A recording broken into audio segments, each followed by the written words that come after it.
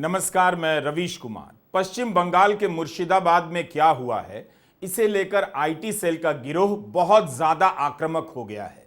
बंगाल की हर घटना से उसे इतनी उम्मीद रहती है कि वो अपनी पुरानी गलतियों को भूल जाता है, अपने झूठ को भूल जाता है। लेकिन मुझे कुछ याद है। मुर्शिदाबाद के चंदन दास और हरगोविंद दास और एजाज अहमद की जान चली गई है, इसकी जिम्मेदारी तो तय होनी चाहिए। घटना का वीडियो भी साफ साफ कहता है कि दंगा ही था। पुलिस पहले से अंदाजा लगाने में नाकाम रही और घटना के दौरान भी फेल नजर आई, जिससे संदेश गया कि बंगाल की पुलिस मुसलमानों के मामले में ढिलाई करती है। मौका पुलिस ने दिया, राजनीति सबने की। तृणमूल कांग्रेस ने गंभीर आरोप लगाया है कि बिहार से हिंदुओं को मुसलमान की वेशभूषा में लाया गया और उन्होंने हिंसा को अंजाम दिया। हमारा सवाल है कि पश्चिम बंगाल की पुलिस ने 200 से अधिक लोगों को गिरफ्तार करने का दावा किया है। क्या वो ऐसे किसी एक को भी पकड़ पाई है? क्यों नहीं अभी तक साबित कर सकी है? इसकी भी जांच होनी चाहिए कि केंद्रीय शिक्षा राज्य मंत्री डॉक्टर सुकांता मजूमदार ने क्यों कहा कि सड़कों पर दौड़ा दौड़ा कर पीटेंगे। क्या यह केंद्रीय मंत्री की भाषा है? बीजेपी के ही पूर्व सांसद अर्जुन सिंह का बयान है कि बिहार झारखंड से हिंदू लड़कों को लेकर घुसेंगे और एक दिन में मुर्शिदाबाद और मालदा को खाली कर देंगे। उनका यह बयान मीडिया, सोशल मीडिया में चल रहा है। क्या ऐसी कोई तैयारी की जा रही है? मंत्री ऐसी भाषा क्यों बोल रहे हैं? तो हम मुर्शिदाबाद की बात कर रहे हैं, लेकिन उन संदर्भों को पहले साफ करना चाहते हैं कि हमने तुरंत वीडियो क्यों नहीं बनाया। कब वीडियो बनाएंगे, यह भी आईटी सेल तय करना चाहता है। वो आईटी सेल जिसने पत्रकारिता को खत्म करने में मदद की, माहौल बनाया, उसे झूठ की सप्लाई की और गोदी मीडिया ने उसके झूठ को अपना कंटेंट बनाकर आप जनता को गुमराह किया। यह वीडियो मुर्शिदाबाद पर ही है और बंगाल पर भी और मेरे ऊपर भी है। आईटी सेल में तमाम तरह के मीम बना दिए गए हैं। बंगाल पर कब बोलूंगा, कितना भी बोल लूं, कभी भी सभी मुद्दों पर मैं नहीं बोल सकता। 10 साल से यह प्रोपेगेंडा चल रहा है। कुछ भी बोलो तो कहेंगे उस पर बोलकर दिखाओ, उस पर बोल दो तो कहेंगे अच्छा अब उस पर बोलकर दिखाओ। जिस पर बोल चुका होता हूं उससे उनका कोई मतलब नहीं होता। मुझसे किसी ने नहीं पूछा कि यूपी के कासगंज को लेकर आपने वीडियो क्यों नहीं बनाया। वहां एक लड़की अपनी मंगेतर के साथ घूमने जाती है, उसके साथ 8 लड़के बलात्कार करते हैं। इनमें से एक आरोपी बीजेपी का नेता बताया जा रहा है, Akhilesh Pratap Singh. The new Indian express की रिपोर्ट के अनुसार अखिलेश प्रताप सिंह कासगंज के विधायक देवेंद्र राजपूत और हरिओम वर्मा से करीबी संबंध रखता है। पिछले 15 वर्षों में यूपी में बीजेपी से जुड़ा हुआ है और अक्सर बीजेपी विधायकों और यहां तक कि कासगंज के पूर्व सांसद राजवीर सिंह उर्फ रज्जू भैया के साथ भी देखा जाता है।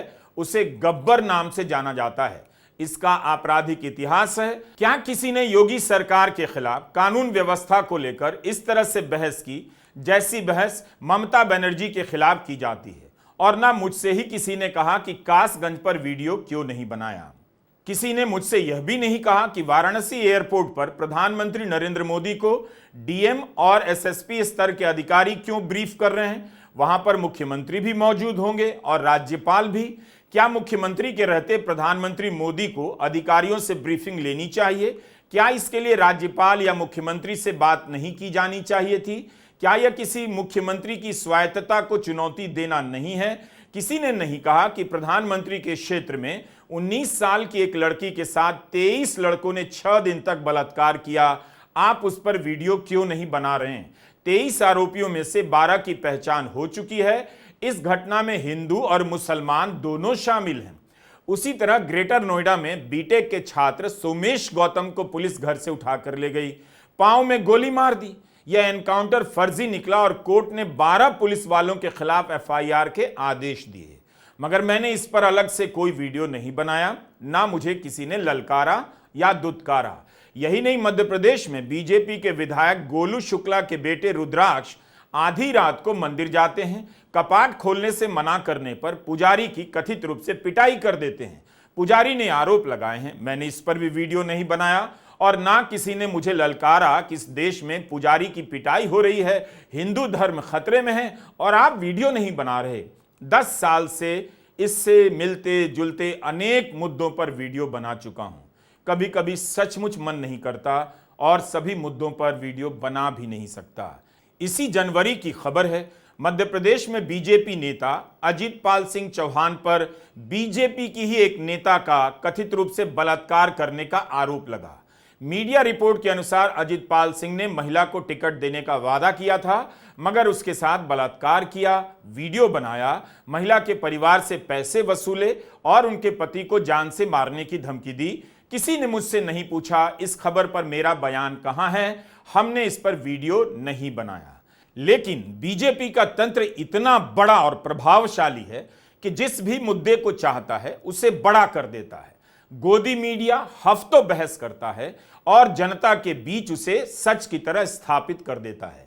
इसलिए जब कभी बीजेपी जरूरत से ज्यादा सक्रिय हो जाए तो सतर्क हो जाना चाहिए, क्योंकि इस मामले में उसका रिकॉर्ड क्या है बताने की जरूरत नहीं। हाल के दिनों में दैनिक भास्कर ने एक रिपोर्ट की है। उस रिपोर्ट में दिखाया गया है कि कैसे अखिलेश यादव के खिलाफ अफवाह फैलाने के लिए लोगों के बयानों का सहारा लिया गया। दैनिक भास्कर की नेशनल इन्वेस्टिगेटिव टीम ने एवरमोर टेक और कोडवैप के अलावा वी स्पार्क प्रियस कम्युनिकेशन और टेक क्यूआरटी प्राइवेट लिमिटेड नाम की एजेंसियों से संपर्क किया। इनसे रिपोर्टर बहुजन समाज पार्टी और एलजेपी रामविलास के समर्थक बनकर मिले और स्टिंग किया। अपनी रिपोर्ट में भास्कर ने दिखाया है कि राहुल गांधी की शादी की फेक न्यूज हो या अखिलेश के खिलाफ टोटी चोर का कैंपेन हो, इसे किस तरह से फैलाया गया। ज्यादातर मामलों में विपक्ष के नेताओं के खिलाफ ऐसे अभियान चलते हैं और उन्हें स्थापित भी कर दिया जाता है। गोदी मीडिया के एंकर उसे अपने सवालों में बार बार शामिल करते हैं, जिससे जनता को लगता है कुछ तो बात होगी। अखिलेश यादव आज तक टोटी चोर के सवालों का सामना कर रहे हैं। लोकसभा चुनाव के समय कितनी बड़ी खबर आई कि बीजेपी के सहयोगी दल जेडीएस के नेता, हासन से सांसद और पूर्व प्रधानमंत्री देवे गौड़ा के पोते प्रज्वल रेवन्ना पर दर्जनों महिलाओं के साथ यौन शोषण करने का आरोप लगा है। रेवन्ना एनडीए का उम्मीदवार था, महिलाओं के साथ यौन शोषण के अपराध का वीडियो बनाता था, धमकाता था, ब्लैकमेल करता था, बार बार यौन शोषण करता था। हमने इस पर वीडियो बनाया, लेकिन इसे लेकर गोदी मीडिया ने क्या बंगाल की तरह कवरेज किया था, आप उसका रिकॉर्ड चेक कर सकते हैं। आरोपों के सार्वजनिक होने से पहले तक प्रधानमंत्री रेवन्ना का प्रचार करते रहे। रेवन्ना फिर भी हार गया। अगर रेवन्ना तृणमूल कांग्रेस से जुड़ा होता तो अब तक, आज तक गोदी मीडिया और बीजेपी तूफान मचा रहे होते, लेकिन अब इसका कवरेज भी कहीं किसी किनारे लगा दिया गया है। प्रधानमंत्री मोदी ने तब कहा था कि इसके पीछे कांग्रेस की राजनीति है, जैसे बीजेपी राजनीति नहीं करती। जब तक कर्नाटक में मतदान नहीं हुआ, उस दौरान प्रधानमंत्री ने रेवन्ना को लेकर कितने बयान दिए, आप खुद भी चेक कर लीजिए, पता चल जाएगा। एक सवाल के जवाब में प्रधानमंत्री ने कहा था, रेवन्ना का मामला कर्नाटक का कानून और व्यवस्था का मामला है।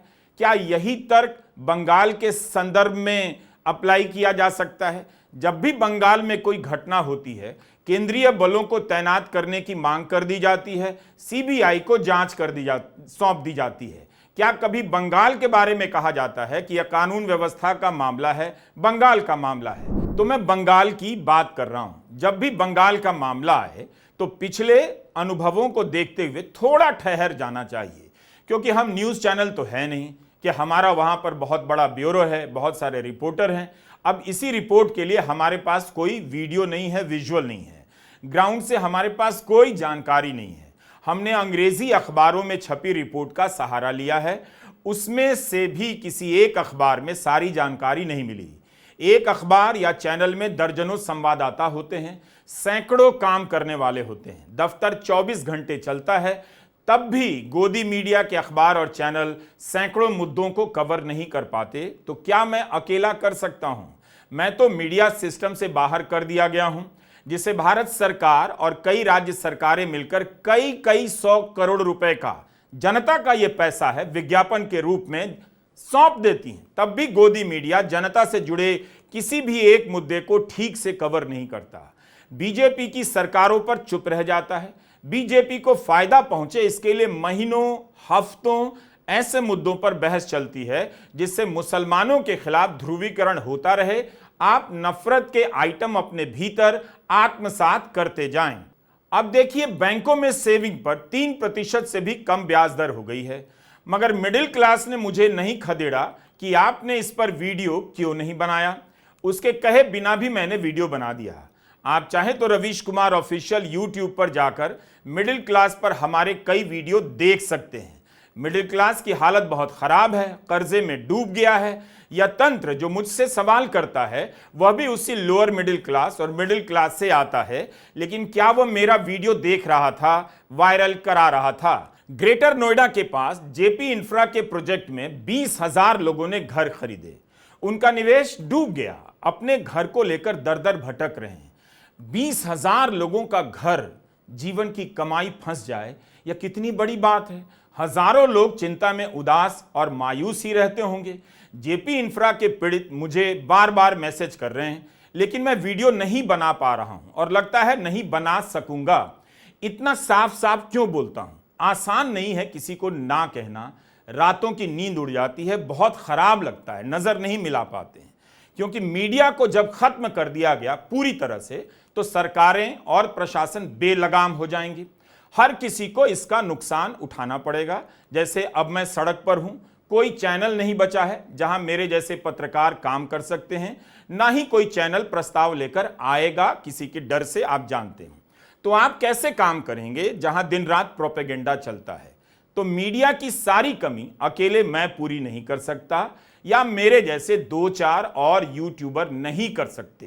तो इसका नुकसान जनता को भी उठाना पड़ रहा है। जैसे जेपी इंफ्रा के पीड़ित 20,000 लोग दिल्ली से करीब रहते हुए जहां उन्होंने घर खरीदा है, उसी के कुछ किलोमीटर के दायरे में नोएडा का सेक्टर 15 है, जहां पर बहुत सारे न्यूज चैनलों का दफ्तर है, मगर उनकी आवाज सुनने वाला कोई नहीं।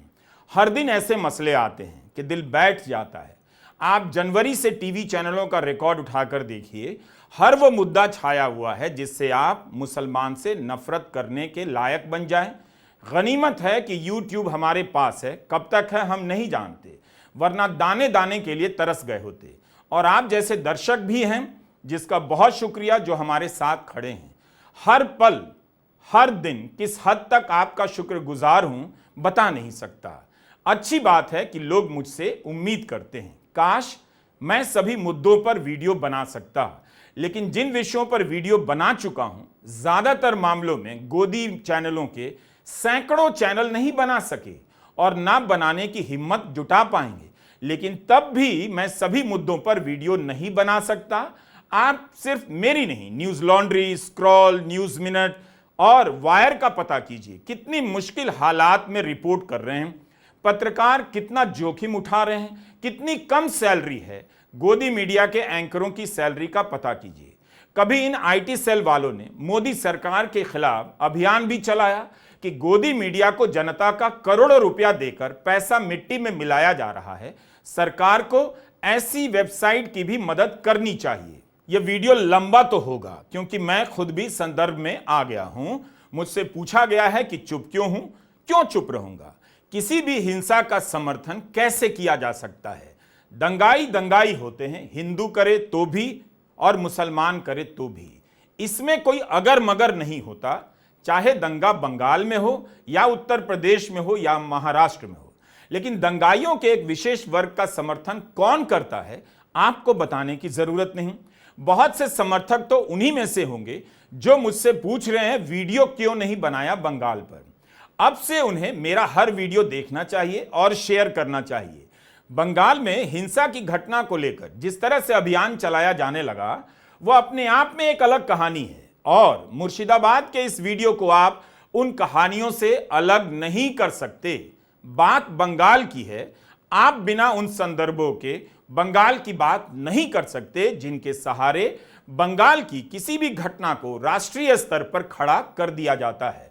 2019 में मुर्शिदाबाद में बंधु प्रकाश पाल, उनकी गर्भवती पत्नी और 8 साल के बेटे की हत्या होती है। गौतम बेहरा नाम का मजदूर था जिससे विवाद था, उसने कथित रूप से हत्या की। लेकिन इस घटना को लेकर तरह तरह की अफवाहें तब फैला दी गईं और इसे हिंदू बनाम मुसलमान में बदल दिया गया। घटना के कुछ ही घंटे बाद बंधु प्रकाश को आरएसएस से जोड़ा गया और कहानी बनाई जाने लगी कि इसी कारण उसकी हत्या की गई। ममता बनर्जी के शासन को तालिबानी शासन कहा जाने लगा। पश्चिम बंगाल से बीजेपी के सांसद अर्जुन सिंह ट्वीट करने लगे और हत्या को तृणमूल के गुंडों से जोड़ देते हैं। लिखते हैं कि बंधु प्रकाश का गुनाह आरएसएस का कार्यकर्ता होना था। 2019 में सांसद बने गौतम गंभीर इस घटना पर ट्वीट करते हैं। रविशंकर प्रसाद निंदा करते हुए लिखते हैं, उम्मीद है कि लिबरल इस परिवार से सहानुभूति व्यक्त करेंगे और कड़ी निंदा करेंगे, ठीक उसी तरह से जैसे इस बार हम जैसे पत्रकारों को ट्रोल किया जा रहा है। रविशंकर प्रसाद से कोई पूछे कि उनकी पार्टी के बनाए राज्यपाल के काम को सुप्रीम कोर्ट ने अवैध कहा है, उस पर उन्होंने कोई प्रेस कॉन्फ्रेंस की है? जरा इनका एक बयान निकाल कर देखिए। रेवन्ना रेड्डी हो या वाराणसी की घटना हो या कासगंज की घटना हो, उस पर उन्होंने क्या कहा है? ऑल्ट न्यूज की पूजा चौधरी ने मुर्शिदाबाद की 2019 की घटना पर विस्तार से रिपोर्ट की है। आप कहेंगे मैं इसका जिक्र क्यों कर रहा हूं? मुर्शिदाबाद की घटना का भी जिक्र करूंगा जो अभी हुई है, लेकिन पहले संदर्भ बताना जरूरी है कि झुंड बनकर कमेंट करने वाले और चारों तरफ से घेरने वाले कि आप बंगाल पर चुप हैं, ऐसे लोग कौन हैं, इनका अतीत में क्या रिकॉर्ड रहा है और क्यों बंगाल की घटना पर रिपोर्ट करते वक्त थोड़ा सतर्क रहना चाहिए, खासकर तब जब गोदी मीडिया बीजेपी के लिए माहौल बनाने लग जाता है। 2019 की मुर्शिदाबाद की घटना को लेकर किस तरह से माहौल बनाया जाने लगा। आज तक चैनल का यह पुराना थंबनेल है, खून से लाल दीदी तेरा बंगाल। हत्या की एक घटना को लेकर इतना बड़ा सवाल बना दिया गया।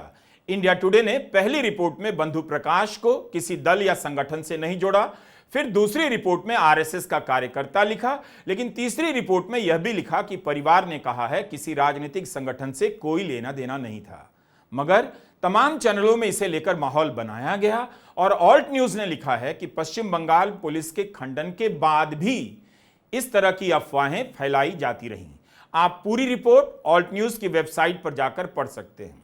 इस बार भी वही होता लग रहा है। चंदन दास और हरगोविंद दास की हत्या निर्मम है। जिस भी दंगाई ने की है उसके खिलाफ कड़ी कार्रवाई होनी चाहिए, लेकिन आईटी सेल का तंत्र माहौल ऐसे बना रहा है जैसे बंगाल में हिंदुओं पर अत्याचार हो रहा है।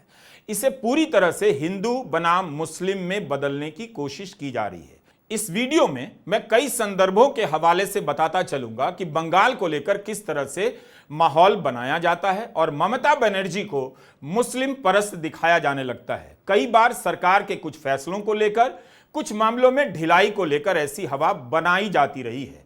बंगाल ही नहीं, देश के दूसरे हिस्सों में भी यही बीजेपी चंद्रबाबू नायडू को लेकर नहीं बोलेगी जब वे नमाजियों के साथ कतार में बैठकर दुआ करते हैं, लेकिन ममता बनर्जी इफ्तार में चली जाएं तो उनकी तस्वीरों को लेकर खूब प्रोपेगेंडा चलाया जाता है। पश्चिम बंगाल बीजेपी के आधिकारिक ट्विटर हैंडल से इस तरह की तस्वीरें ट्वीट की जा रही हैं। मुर्शिदाबाद की हिंसा के बीच ममता बनर्जी चाय पीने में व्यस्त हैं, आप तस्वीर देख सकते हैं। एक ट्वीट में उन्हें हिटलर कहा जा रहा है। यूसुफ पठान ने अपनी फोटो ट्वीट की तो ममता बनर्जी और उनका जिबली कार्टून बनाकर ट्वीट किया गया। एक अन्य कार्टून में दिखाया गया है कि हिंसा के बीच ममता बनर्जी किसी मुसलमान व्यक्ति के साथ सेलिब्रेट कर रही। इस पोस्टर में दिखाया गया है कि वे पुलिस से कह रही हैं वक्फ को लेकर प्रदर्शन है, इसलिए चुप रहो।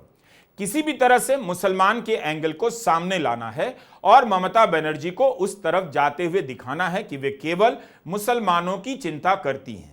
मुर्शिदाबाद की घटना को लेकर बीजेपी ने ममता बनर्जी से इस्तीफा मांगने से लेकर बंगाल में राष्ट्रपति शासन लगाने की मांग सब कुछ कर डाली है। राज्य में केंद्रीय बलों की तैनाती के लिए बीजेपी के 2 सांसदों ने गृह मंत्री को खत लिखा है। 10 साल से प्रधानमंत्री नरेंद्र मोदी और गृहमंत्री अमित शाह से लेकर राजभवन में बैठे राज्यपाल और बीजेपी के तमाम नेता पूरी ताकत से ममता को घेरने में लग जाते हैं। इन सब मुद्दों का इतिहास सामने रखकर देखिए किस तरह से झूठ बोला गया, केंद्रीय एजेंसियों का इस्तेमाल किया गया। मुर्शिदाबाद की हिंसा तो बहुत बड़ी घटना है, बंगाल पुलिस की नाकामी भी है, लेकिन जब बीजेपी इसे बड़ा करती है, मुद्दा बनाती है, तो पुरानी घटनाओं के इतिहास को देखते हुए थोड़ा सतर्क भी रहना है। बीजेपी ने बंगाल में इसकी शुरुआत 2014 में शारदा नारदा कांड से की। उसके बाद न जाने कितने ऐसे मुद्दे आए, तनाव और हिंसा की घटनाओं को बड़ा किया, लेकिन उसी शारदा नारदा के आरोपी बीजेपी में चले आए, जिन्हें लेकर बीजेपी ममता बनर्जी को ललकारा करती थी। बीजेपी खुद जिस मुकुल रॉय और शुभेंदु अधिकारी के स्टिंग ऑपरेशन पोस्ट किया करती थी, उन्हीं को अपनी पार्टी में ले आई। शुभेंदु अधिकारी उसी शारदा नारदा के विवाद से जुड़े नेता हैं जो बीजेपी में आए हैं। शुभेंदु अधिकारी अभी बंगाल विधानसभा में बीजेपी की तरफ से विपक्ष के नेता हैं। बंगाल बीजेपी का राजनीतिक प्रोजेक्ट है, बहुत बड़ा प्रोजेक्ट है, गोदी मीडिया और आईटी सेल का भी। इसलिए वहां की हर घटना के कवरेज का स्केल कुछ और हो जाता है। ऐसा माहौल बना दिया जाएगा कि आप चारों तरफ बंगाल बंगाल ही सुनेंगे। इसलिए थोड़ा सतर्क रहिए, सावधानी बरतिए और 1-2 दिन रुक जाने में कोई खराबी नहीं, क्योंकि ज्यादातर जानकारियां तो गोदी मीडिया के प्लेटफॉर्म से ही आ रही होती हैं। इसकी विश्वसनीयता इतनी खराब है कि सांप्रदायिक हिंसा के समय थोड़ा रुकना पड़ता है। वैसे हर समय ही रुकना चाहिए। आपने देखा होगा सुशांत सिंह राजपूत की मौत पर बीजेपी ने, गोदी मीडिया ने हफ्तों कितना बवाल किया कि सुशांत की हत्या की गई और रिया चक्रवर्ती इसमें शामिल हैं। लेकिन सीबीआई की रिपोर्ट आई तो यह सब झूठ निकला। क्या किसी ने माफी मांगी? केवल जी न्यूज के मेंटोर सुभाष चंद्रा ने माफी मांगी कि रिया चक्रवर्ती के साथ अन्याय हुआ है। सीबीआई को रिया चक्रवर्ती के खिलाफ कोई सबूत नहीं मिला। लेकिन यही गोदी मीडिया जो आज बंगाल बंगाल कर रहा है, उस समय रिया चक्रवर्ती को लेकर माहौल बना रहा था, तब भी हमें ट्रोल कर रहा था। आप रिया चक्रवर्ती को लेकर क्यों चुप हैं, वीडियो क्यों नहीं बना रहे? मतलब गोदी मीडिया की तरह उलूल जुलूल क्यों नहीं बक रहे हैं? इनका यही मतलब होता है ताकि इनकी राजनीति को फायदा पहुंचता रहे। इतनी बड़ी घटना आपके सामने है, यही एकमात्र घटना नहीं है, फिर भी यह तंत्र हतोत्साहित नहीं होता, रुकता नहीं, थकता नहीं, हर बार सक्रिय होता है, हर बार लोग इसके झांसे में आते हैं। यह वीडियो बिल्कुल मुर्शिदाबाद की घटना पर है। चूंकि बंगाल का नाम आते ही वीडियो नहीं बनाने को लेकर जो अनाप शनाप कहा जा रहा है, उस पर जवाब दिए बगैर वीडियो कैसे बना सकता हूं। रही बात जानकारी की, तो इसका व्यापक कवरेज चारों तरफ हुआ है और आपको अलग अलग चैनलों और अखबारों से पता चल ही गया होगा। वीडियो थोड़ा लंबा है, इसलिए धीरज के साथ देखते चलिए। 11 अप्रैल को पश्चिम बंगाल के मुर्शिदाबाद में चंदन दास और हरगोविंद दास की हत्या कर दी गई। पिंकी दास ने कहा कि वह पुलिस को फोन करती रही मगर पुलिस नहीं आई। इस बात पर संदेह करना मुश्किल है, क्योंकि फोन करने पर पुलिस अक्सर नहीं आती है, तुरंत तो कभी नहीं आती। चंदन दास की पत्नी पिंकी दास ने यह भी कहा कि उनके घर पर बम फेंका गया, 4 बार हमला हुआ। यह सब मैं मीडिया रिपोर्ट से बता रहा हूं। ऐसी बारीक जानकारी की पुष्टि करने के लिए मेरे पास कोई स्वतंत्र जरिया नहीं है। कई बार मीडिया पुलिस का पक्ष भी ठीक से रिपोर्ट नहीं करता, इसलिए यह भी साफ नहीं हो पाता कि पुलिस ने क्या क्या कहा है। लेकिन चंदन दास और हरगोविंद दास की हत्या हुई है। पिंकी दास के घर पर बम फेंकने वाले दंगाई कौन थे, इसके बारे में नाम सहित कोई जानकारी हमें नहीं मिली। हमने अंग्रेजी के ही अखबारों का सहारा लिया तो यह सब सवाल हैं। और सवाल यह भी है कि एजाज अहमद पुलिस की गोली से कैसे मरा। पुलिस की गोली से मरा या बीएसएफ की फायरिंग से। उसकी पत्नी सलीमा का कहना है कि वह चेन्नई में काम करता था, अपने चचा के घर इस्लामपुर गया था, वहां से लौटने के रास्ते में फायरिंग में मारा गया। वह दंगाई नहीं था। पुलिस का कहना है कि फायरिंग में मौत हुई, पुलिस की गोली से 2 और लोग घायल हुए हैं। पुलिस का यह भी दावा है कि 15 जवान भी घायल हुए हैं। कहीं कहीं जवानों की संख्या 18 भी छपी है। मुर्शिदाबाद की घटना दुर्भाग्यपूर्ण और निंदनीय है। जो भी लोग शामिल थे उन्होंने दंगा तो किया ही है। देश के दूसरे हिस्से में मुसलमान विरोधी बहसों की आग में यह घटना घी डालने का काम करेगी। वक्फ कानून को सुप्रीम कोर्ट में चुनौती दी गई है, यही बेहतर तरीका है। विपक्ष ने भी विरोध किया है, इसके खिलाफ विरोध प्रदर्शन करना भी एक अधिकार है, लेकिन प्रदर्शन को हिंसा में नहीं बदला जा सकता। ऐसा करने वाले बीजेपी के ही नैरेटिव को फैलाने में मदद करेंगे। राज्यसभा से इस्तीफा दे चुके तृणमूल पार्टी के पूर्व सांसद जवाहर सरकार ने एक ट्वीट किया है कि मुर्शिदाबाद में 3 लोग मरे हैं, 150 लोग गिरफ्तार हुए हैं। बीजेपी कहती है हिंदू विस्थापित हो रहे हैं। नेता क्या कहते हैं वो महत्वपूर्ण नहीं है। जवाहर सरकार लिखते हैं कि मेरा सवाल है कि किसने बंगाल में हिंसा शुरू की और इससे लाभ किसे मिलने वाला है। बंगाल में अक्सर अपराध की घटना से लेकर हिंसा की घटनाओं को हिंदुओं के विस्थापन, हिंदुओं पर हमले, हिंदुओं पर अत्याचार से जोड़ा जाने लगता है। तुरंत ही घटना की जांच राज्य सरकार से लेकर सीबीआई को दे दी जाती है, केंद्रीय बलों को तैनात कर दिया जाता है, राजभवन में बीजेपी के नेताओं का आना जाना बढ़ जाता है और राष्ट्रपति शासन लगाने की मांग होने लग जाती है। इसके साथ साथ झूठ, अफवाह और नफरती बातें फैलाने लग जाते हैं। जब तक आप ग्राउंड पर नहीं हैं, दूर से कवर करना मुश्किल हो जाता है। दो घटनाओं का जिक्र करना चाहता हूं, एक संदेश खाली और दूसरा है RG Kar medical college and hospital. इन दोनों मामलों में आईटी सेल और गोदी मीडिया ने ऐसा तूफान खड़ा किया कि कोई भी आदमी उनके प्रोपेगेंडा का शिकार हो ही जाएगा। आप इतनी सूचना कहां से लाएंगे कि उनके दावों को रियल टाइम में चेक कर सकें? ग्राउंड से ही रिपोर्टिंग का गला घोंटकर इस तरह का माहौल बना दिया गया है। लेकिन तब भी कुछ स्थानीय पत्रकार कह रहे थे कि इस घटना को बीजेपी बढ़ावा दे रही है, अस्पताल के डॉक्टर की हत्या हुई है, घटना तो दहलाने वाली है, लेकिन इसे लेकर जो राजनीति हो रही है, जो नई नई थ्योरियां पैदा की जा रही हैं, उनमें दम नहीं। पहले बात संदेश खाली की करते हैं। 2023 के आखिरी दौर में यह घटना सामने आई थी। संदेश खाली में मामला यह था कि तृणमूल कांग्रेस का बाहुबली नेता शाहजहां शेख और उसके समर्थक पार्टी ऑफिस में कथित रूप से महिलाओं का यौन उत्पीड़न करते हैं और जबरन जमीन कब्जा करते हैं, ऐसा आरोप लगा। राष्ट्रीय महिला आयोग की टीम चली गई, जिसने अपनी रिपोर्ट में लिखा, चारों तरफ दहशत है, यौन उत्पीड़न आम है। एनसीडब्ल्यू ने पुलिस अफसरों से लेकर तृणमूल नेताओं पर आरोप लगाए। बीजेपी ने अपनी महिला नेताओं, मंत्रियों, सांसदों, विधायकों को संदेश खाली रवाना कर दिया। ममता सरकार ने रोक दिया, कांग्रेस के नेताओं को भी रोका गया। आपको याद होगा, हाथरस में जब बलात्कार की घटना हुई तब योगी सरकार ने तृणमूल कांग्रेस के सांसदों को रोका और राहुल गांधी को ग्रेटर नोएडा में ही धक्का मारकर गिरा दिया गया।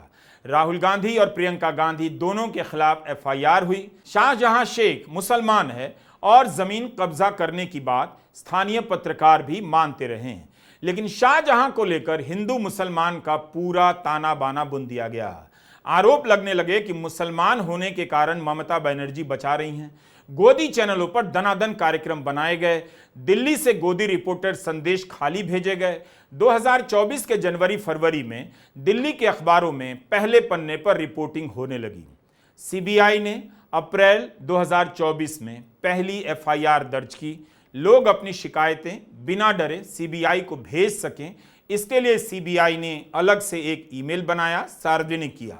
बंगाल सरकार सुप्रीम कोर्ट गई कि बिना उसकी अनुमति के सीबीआई ने जांच शुरू कर दी। सुप्रीम कोर्ट ने बंगाल सरकार की आपत्ति को सही पाया। यह सब इसलिए बता रहा हूं ताकि आप देख सकें कि बंगाल की घटना को लेकर कैसे राजनीति गरमा दी जाती है। नेता कोर्ट चले जाते हैं। शुभेंदु अधिकारी कोलकाता हाईकोर्ट चले गए तो सीबीआई जांच का आदेश हुआ। शुभेंदु अधिकारी कोलकाता हाईकोर्ट चले गए तो संदेश खाली का दौरा करने का आदेश मिला। तृणमूल और बीजेपी की प्रतिस्पर्धा यहां अलग लेवल की है। इस बीच तृणमूल कांग्रेस ने एक स्टिंग ऑपरेशन जारी कर दिया। यह स्टिंग किसने की, किसके कहने पर की गई, यह साफ नहीं है, लेकिन इसमें दिखाया गया कि बीजेपी के ही मंडल स्तर के नेता गंगाधर कोयल कह रहे हैं कि उन्होंने शुभेंदु अधिकारी के कहने पर महिलाओं को पैसे दिए, आरोप लगाने के लिए कहा। क्या सीबीआई ने गंगाधर कोयल से पूछताछ की है, इस एंगल पर जांच की है? हम इसकी पुष्टि नहीं कर सकते क्योंकि हमारे पास जानकारी नहीं है।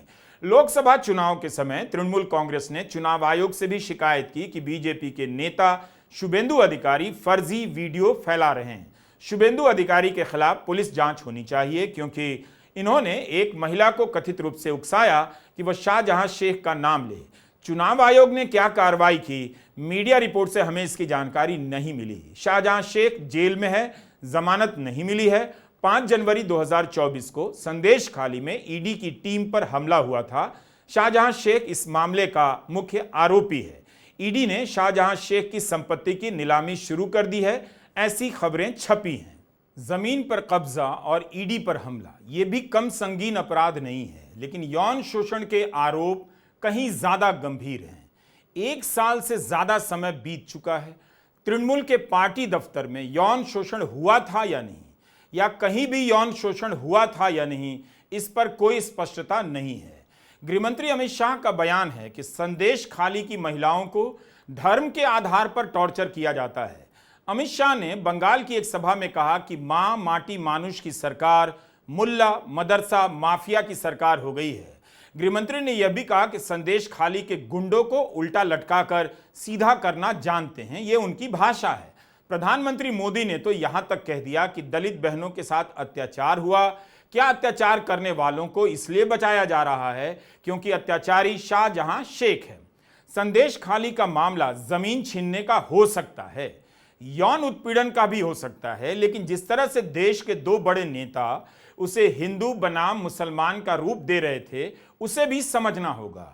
आप अंदाजा नहीं लगा सकते कि किसी भी घटना में अगर आरोपी मुसलमान हो तो बीजेपी और उसका तंत्र किस स्तर पर उसे ले जाता है। मीडिया रिपोर्ट से पता चलता है कि सीबीआई ने 100 पन्नों की चार्जशीट दायर की है, लेकिन हमें किसी रिपोर्ट में इस बात का जिक्र नहीं मिला कि यौन उत्पीड़न को लेकर सीबीआई ने क्या कहा है, जबकि संदेश खाली का मामला यौन उत्पीड़न के कारण ही, हिंदू महिलाओं के कथित रूप से यौन उत्पीड़न के आरोपों के कारण ही बड़ा किया गया था। जिस रेखा पात्रा ने यौन उत्पीड़न का आरोप लगाया उसे बीजेपी ने बाशिरहाट विधानसभा से टिकट भी दिया। रेखा पात्रा 3 लाख से अधिक वोटों से चुनाव हार गई। साफ है बीजेपी इस मामले को किस मकसद से देख रही थी। हम अब भी संदेश खाली की घटना के तथ्यों पर कमेंट नहीं कर रहे। हम बता रहे हैं कि बीजेपी कैसे किसी घटना में अपनी तरफ से तथ्यों को मिलाकर उसे बड़ा कर देती है और हिंदू मुसलमान का रंग दे देती है। लोकसभा चुनाव के बाद से आपने कितनी बार संदेश खाली की चर्चा सुनी है? मई 2024 में संदेश खाली मामले में शिकायत करने वाली 3 में से 2 महिलाओं ने बलात्कार की शिकायत वापस ले ली। आरोप लगाया कि बीजेपी महिला मोर्चा ने उन्हें झूठी शिकायत करने के लिए उकसाया और खाली कागज पर उनसे दस्तखत ले लिया। दोनों महिलाओं ने कहा बलात्कार की शिकायत झूठी थी। उन्होंने नई शिकायत दर्ज करवाई और बयान दिया कि इस फैसले के कारण उन पर दबाव बनाया जा रहा है और उनका बहिष्कार किया जा रहा है। रेखा पात्रा ने इन महिलाओं के आरोप पर सवाल उठाए। किसी ने मुझसे नहीं कहा, मैं क्यों चुप हूं? बंगाल की इस घटना पर वीडियो क्यों नहीं बना रहा हूं? आखिर बीजेपी हिंदू बनाम मुसलमान का एंगल क्यों लाती है? क्या उससे बंगाल में इस तरह के मुद्दों से इतनी उम्मीद है कि 10 साल से लगातार बंगाल में इसी के दम पर हवा गर्म की जाती है? आप संदेश खाली के समय मीडिया का कवरेज निकाल कर देखिए। कभी कभी ऐसा किया कीजिए, बहुत आसान है गूगल सर्च में ऐसा करना। आपको पता चलेगा कि बीजेपी अपनी ताकत का इस्तेमाल इन चीजों में क्यों करती है। बीजेपी के नेता उस संदेश खाली का नाम कितनी बार लेते हैं पता कीजिए। इस तरह की घटनाएं आपको बंगाल से लेकर कर्नाटक तक की बता सकता हूं। आप थक गए होंगे, मैं जानता हूं, क्योंकि बंगाल की राजनीति में नफरत फैलाने का जो प्रोजेक्ट चला है उसकी कहानी 100 वीडियो बनाने से भी खत्म नहीं होगी। ये जो सवाल पूछते हैं कि आप इस पर चुप हैं, उस पर क्यों नहीं बोल रहे, ये ज्यादातर किसी खास मजहब के समय ही सक्रिय होते हैं। दरअसल ये चाहते हैं कि इन घटनाओं के सहारे अपने पाप को पुण्य का दर्जा दे दें, तो वे मेरे बोलने या चुप रहने से नहीं होने वाला। चूंकि मामला बंगाल का होता है, सारी जानकारी गोदी मीडिया की होती है। इसकी हालत आप संदेश खाली और रिया चक्रवर्ती जैसे अनेक मामलों में देख चुके हैं। इसके दबाव में आना आग और पाप दोनों में कूदने के जैसा है। इसका कारण गोदी मीडिया का ट्रैक रिकॉर्ड है और बंगाल को लेकर बीजेपी की राजनीति का ट्रैक रिकॉर्ड। मिसाल के तौर पर एक और दे रहा हूं, ये फेक तस्वीरें हैं। 9 फेक तस्वीरें बीजेपी बंगाल ने ट्वीट की हैं। क्यों की हैं? बीजेपी ने लिखा है बंगाल में हिंदुओं के त्योहार में अक्सर हिंसा होती है। लिखा गया है कि मुसलमान हिंसा करते हैं। सांप्रदायिक तनाव की स्थिति में कोई राजनीतिक दल इस तरह का ट्वीट करे तो क्या वह हिंसा भड़काना नहीं है? एक राजनीतिक दल के रूप में बीजेपी की क्या कोई भी जिम्मेदारी नहीं बनती? बंगाल पुलिस ने तुरंत इन तस्वीरों का खंडन किया, कहा कि ये तस्वीरें दूसरे राज्यों की हैं, इनका बंगाल से संबंध नहीं। पश्चिम बंगाल पुलिस ने इसे फेक कहा है। लिखा है इन तस्वीरों का संबंध किसी हिंदू त्योहार से नहीं बल्कि सीएए के दौरान हुई हिंसा की तस्वीरों से है।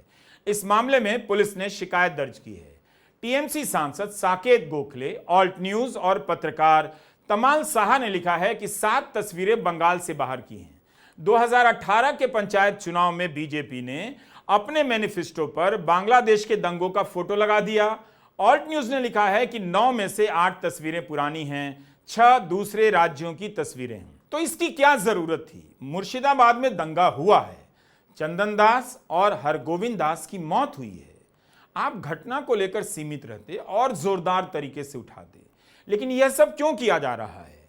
झूठी तस्वीरों से हवा किसके लिए गर्म की जा रही है, किसके फायदे के लिए? अब आप समझ रहे होंगे कि कौन लोग हैं जो एक खास तरह की घटना के समय पीछा करने आते हैं कि आपने इस पर वीडियो क्यों नहीं बनाया, क्यों यह वीडियो बनाने का दबाव डालते हैं।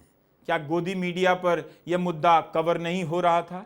मैंने 13 अप्रैल को उस मुद्दे पर वीडियो बनाया जिस पर गोदी मीडिया के दर्जनों चैनल अलग से बड़ा कार्यक्रम नहीं कर पाए होंगे।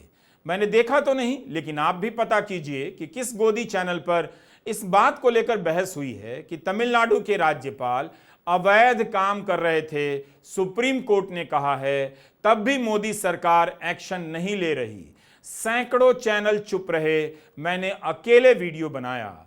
सुप्रीम कोर्ट का फैसला पढ़ने में हालत खराब हो गई। न्यूज चैनलों में यही काम 10 लोगों की टीम करती है।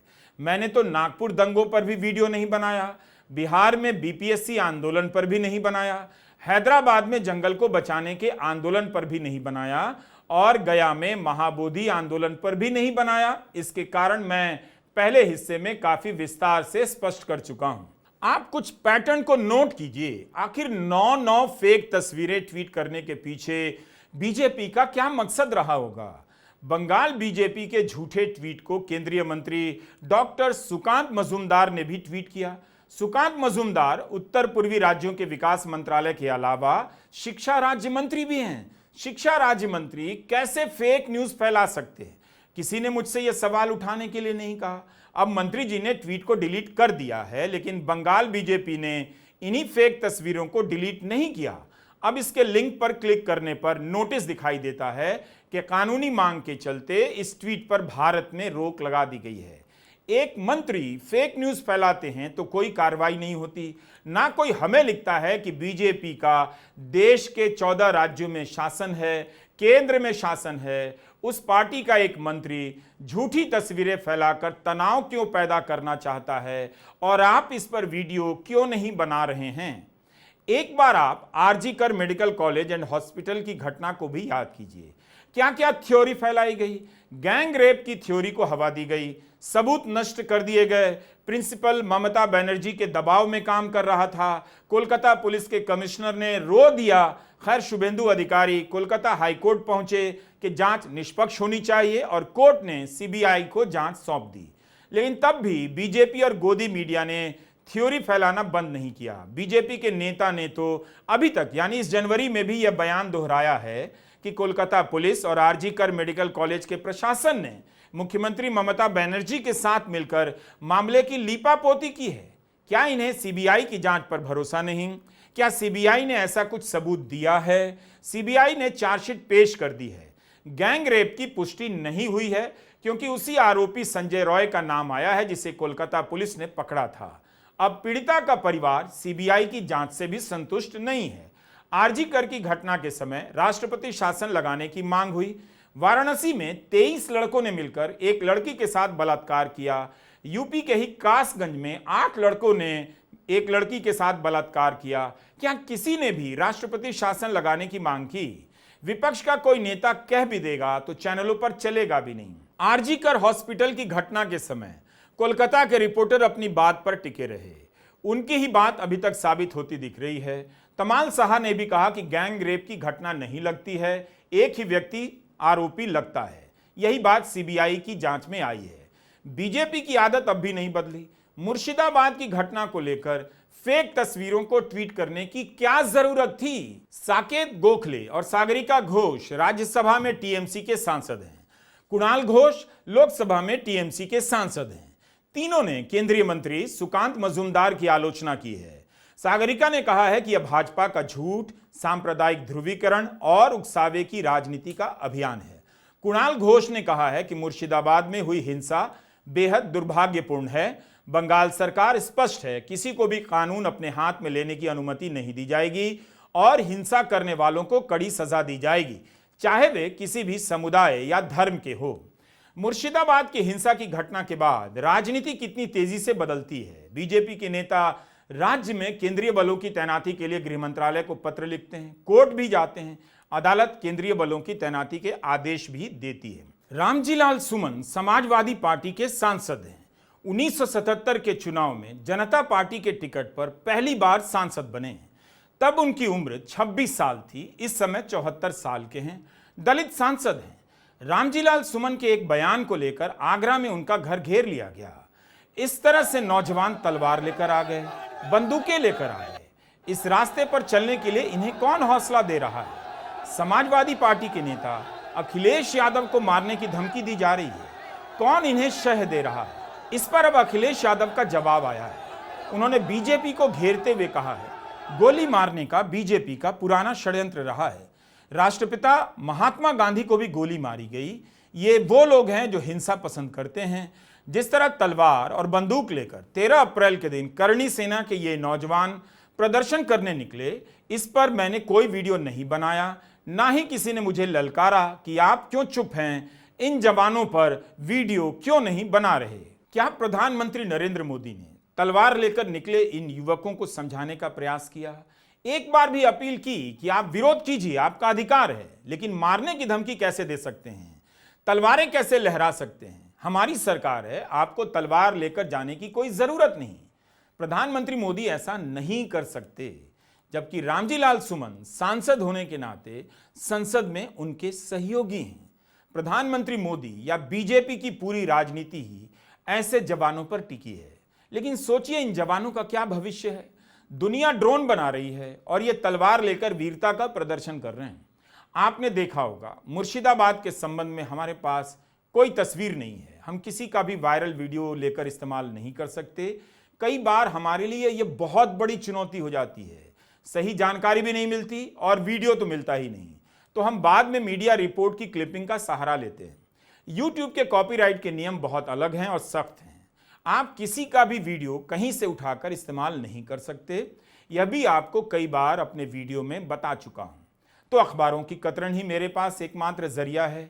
इंडियन एक्सप्रेस ने पिंकी दास से बात की, जिनके पति की हत्या हुई है, और चंदन दास के पिता हरगोविंद दास की हत्या हुई है। पिंकी ने कहा कि 11 अप्रैल सुबह 10 बजे के करीब गांव के कुछ युवक गांव में घूमने लगे, घर के ऊपर पत्थर और बम फेंकने लगे। पिंकी के घर पर 4 बार हमला हुआ और दंगाई दरवाजा तोड़कर अंदर आ गए।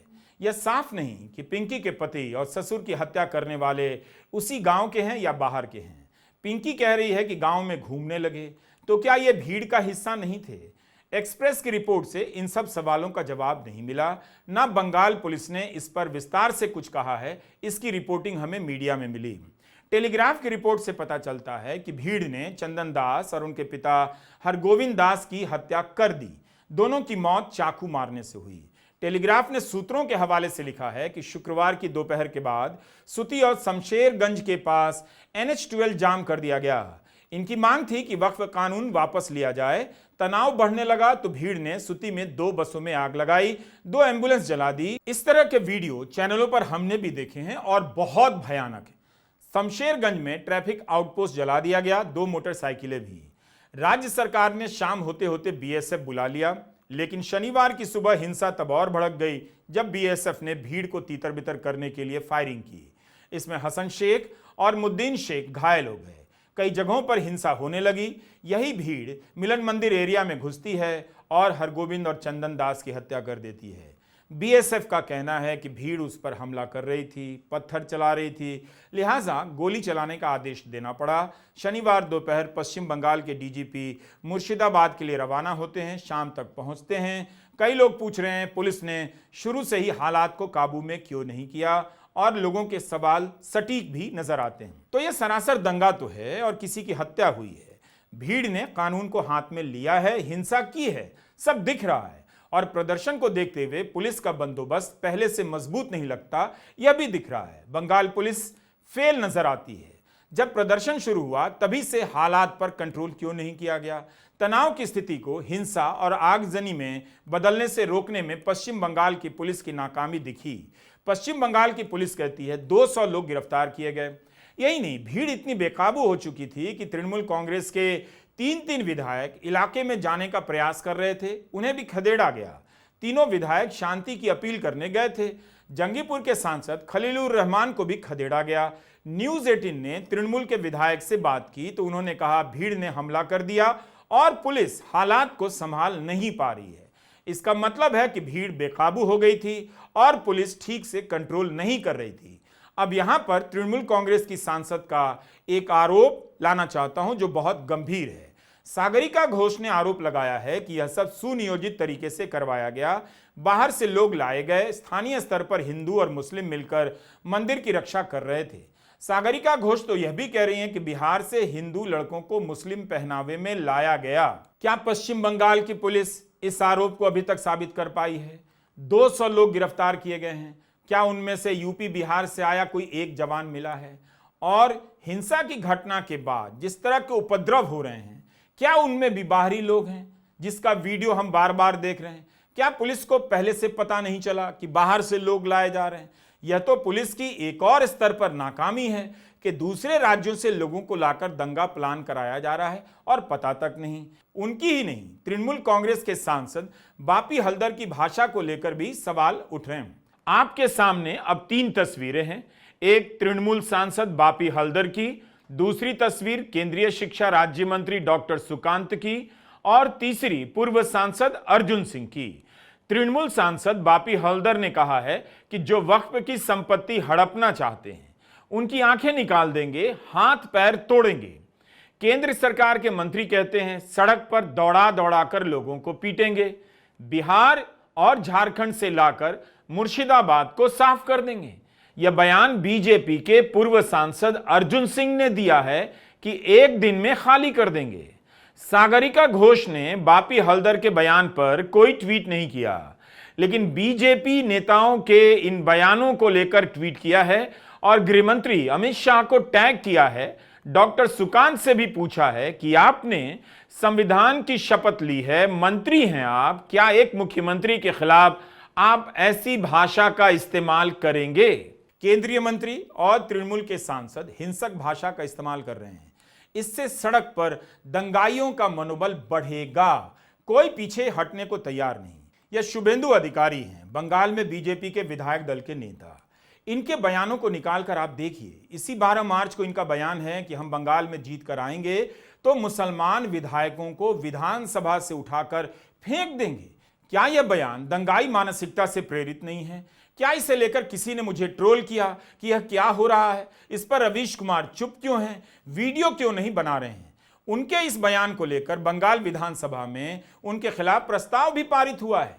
2024 के लोकसभा चुनाव के बाद शुभेंदु अधिकारी ने कहा कि बंद करो सबका साथ सबका विकास और उसकी जगह नारा हो जो हमारे साथ हम उनके साथ। बीजेपी में अब माइनॉरिटी मोर्चा की कोई जरूरत नहीं, यह शुभेंदु अधिकारी का बयान है। यह भी बोल चुके हैं कि जिस तरह से बांग्लादेश में हिंदुओं और आदिवासियों पर हमले हुए हैं उसी तरह से बंगाल में होंगे और टीएमसी इसे दूसरा बांग्लादेश बनाना चाहती है। क्या प्रधानमंत्री मोदी को इन बयानों में कोई समस्या नजर नहीं आती? शुभेंदु अधिकारी के यह बयान साफ साफ कह रहे हैं कि किसी तरह मुसलमानों को लेकर बंगाल में तापमान गर्म करते रहना है। शुभेंदु अधिकारी जैसे नेता के बयान को आप कैसे पचा लेते हैं? अगर ममता बनर्जी पर तुष्टीकरण के आरोप लगते हैं तो इन बयानों को क्या समझा जाए? यही शुभेंदु अधिकारी इस बार भी याचिका लेकर कोलकाता हाईकोर्ट गए और मांग की कि जान माल की रक्षा के लिए अशांत क्षेत्रों में केंद्रीय बलों की तैनाती के लिए उनकी याचिका पर तत्काल सुनवाई हो। कोलकाता हाईकोर्ट ने शनिवार को मुर्शिदाबाद जिले के अशांत क्षेत्रों में केंद्रीय बलों की तैनाती के आदेश दे दिए। यही शुभेंदु अधिकारी थे जो RG Kar medical college and hospital की घटना को लेकर कोलकाता हाईकोर्ट चले गए और उस मामले की जांच को सीबीआई के हवाले कर दिया गया। जो व्यक्ति इतना सांप्रदायिक बयान देता है उसे अदालत के सामने जाने से कोई भय नहीं। ऐसे नेताओं की निर्भीकता का सच किस राजनीति के सहारे है आप जानते हैं। शुभेंदु अधिकारी कह रहे हैं कि मुस्लिम विधायक को सदन से बाहर फेंक देंगे। केवल बंगाल में नहीं बल्कि राजस्थान में भी बीजेपी के विधायक गोपाल शर्मा ने कांग्रेस के सचेतक रफीक खान को सदन के भीतर पाकिस्तानी कह दिया। रफीक खान मीडिया से बात करते हुए रो पड़े, कहा कि उन्हें 2 रात से नींद नहीं आई। तो आप देखिए किस तरह से जाल फैलाया जा रहा है। ममता बनर्जी ने मुख्यमंत्री के तौर पर क्या बयान दिया? उन्होंने शांति की अपील की है, कहा है कि उनकी सरकार वक्फ बिल को सपोर्ट नहीं करती और राज्य में यह कानून लागू नहीं होगा। ममता बनर्जी ने कहा है कि कानून केंद्र सरकार ने लागू किया है तो सवाल केंद्र से कीजिए। कुछ राजनीतिक दल बंगाल में दंगा कराना चाहते हैं। मुख्यमंत्री का कहना है कि सभी धर्मों के लोगों से अपील है कि शांति और संयम से काम लें, धर्म के नाम पर आक्रामक ना हो और हिंसा ना करें। हर किसी का जीवन अनमोल है। सांप्रदायिक तनाव फैलाकर हासिल किया गया कोई भी राजनीतिक लक्ष्य बेमानी है। जो दंगा भड़का रहे हैं वो समाज को नुकसान पहुंचा रहे हैं। সবাইকে বলবো শান্তিপূর্ণভাবে গণতান্ত্রিক আন্দোলন করার অধিকার সকলের আছে উইথ পারমিশন, বাট প্লিজ দয়া করে সে যেই হোক, ABCDEFG যেই বা হোক, আইন কখনো হাতে তুলে নেবেন না। আইনের জন্য তো আইনের রক্ষক আছে, আইনের ভক্ষক তো দরকার নেই। তাই আপনাদের অনুরোধ করব, কেউ কেউ প্ররোচনা দেবে কোনো ব্যাপারে, কিন্তু প্ররোচিত হবেন না। প্ররোচনার সময় যে মাথা ঠান্ডা রাখে সেই তো আসল জয় করে, তারই তো আসল জয় হয়। আপনারা জয়ী হন। আপনাদের সকল পরিবারকে, আমার শ্রমিক, কৃষক, ছাত্র, যুব ভাই বোন থেকে শুরু করে সবাই যারা কাজ করেন, আমি সবাইকে আমার তরফ থেকে শুভ নববর্ষ জানিয়ে অনেক অনেক শুভ নন্দন জানাচ্ছি। এবং আগামী দিন আপনারা আপনাদের পরিবার পরিজন সহ ভালো করে সবাই সুস্থ থাকুন, সুন্দর থাকুন আর শান্তি বজায় রাখুন। বাংলার মাটি শান্তির মাটি, এ মাটি সোনার চেয়েও খাঁটি। এই মাটিতেই জন্ম নিল রবীন্দ্র নজরুল, একই বৃন্তে দুটো কুসুম আলোকময় সে ফুল। তাই বাংলার ঘরে ঘরে বিজয় পতাকা উড়িয়ে দাও সবার ওপরে। আমরা হারব না, মাথা নত হবে না, আমরা চলব নতুন করে, বাংলা জাগবে নতুন সুরে। এই বাংলায় ভারতবর্ষকে গ্রহণ করে, সারা পৃথিবীকে গ্রহণ করে। আর জন্মভূমি আমার মাতৃভূমি, আমার বাংলার মাটি, এই মাটিটাকে ভালোবাসুন। पुलिस अधिकारी ने पीटीआई भाषा को बताया है कि इन अशांत क्षेत्रों में और उसके आसपास की स्थिति शांतिपूर्ण और नियंत्रण में है। मुर्शिदाबाद जिले में कहीं से भी अप्रिय घटना की नई खबर नहीं। वहां पुलिस की तैनाती है और हम किसी भी तरह के उपद्रव को शांति भंग नहीं करने देंगे। इस पूरे विवाद में पलायन को लेकर भी तरह तरह के दावे किए गए, मगर यह बात सही है कि मुर्शिदाबाद से लोग भागकर मालदा तो गए। मालदा की जिलाधिकारी का ही बयान है कि 170 लोग मालदा आए हैं, पर लालपुर हाई स्कूल में इन्हें रुकाया गया है। इन्हें सूखा और पका हुआ भोजन, कपड़े और दवाइयां भेजी जा रही हैं। बीजेपी नेता शुभेंदु अधिकारी दावा करते हैं कि 500 से अधिक हिंदू कट्टरपंथियों के डर से नदी पार कर दूसरी जगह गए हैं। बंगाल में धार्मिक उत्पीड़न जारी है, हिंदुओं का शिकार किया जा रहा है। एडीजी कानून व्यवस्था जावेद शमीन ने कहा है कि 19 परिवार लौटकर आए हैं, बाकी लोगों का लौटना जारी है। तो क्या आप सचमुच इतना लंबा वीडियो आखिरी तक देख पाए? मुझे उम्मीद तो नहीं है। भारत में सांप्रदायिक ताना बाना बिगड़ चुका है। 10 साल तक लगातार झूठ के दम पर नफरत किसने फैलाई? अब तो इसका रिकॉर्ड आपके फोन में है, बस आप समझ नहीं रहे हैं। हर समय उकसाया जाता है, जवाबदेही उस पर भी होनी चाहिए, और उस पर भी जो उकसाने के नाम पर हिंसा करता है। मुर्शिदाबाद के लोग इससे बच नहीं सकते।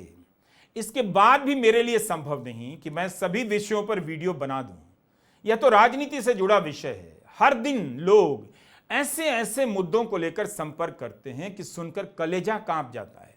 लेकिन हम जानते हैं कि न्यूज चैनल में ही यह सब किया जा सकता है। खुद नहीं कर सकते थे तो रिपोर्टर से आग्रह करते थे कि क्या आप कर सकते हैं। इस तरह से मिला जुलाकर ज्यादातर विषयों पर कवरेज हो जाता था। अब उन्हें साफ साफ ना में जवाब देना पड़ता है कि मैं नहीं कर पाऊंगा। ऐसा करना आसान नहीं होता, खुद के भीतर मायूसी छा जाती है। लेकिन सच यही है कि देश का मीडिया किसने खत्म किया आप जानते हैं। अब मीडिया का सारा काम 1-2 पत्रकार नहीं कर सकते। हम जो कर रहे हैं वह सब आपके सामने है।